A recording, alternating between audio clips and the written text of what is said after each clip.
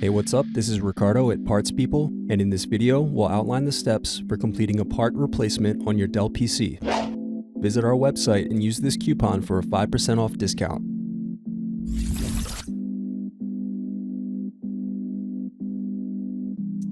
Slide open locking mechanism and remove battery. Unscrew, then remove access door.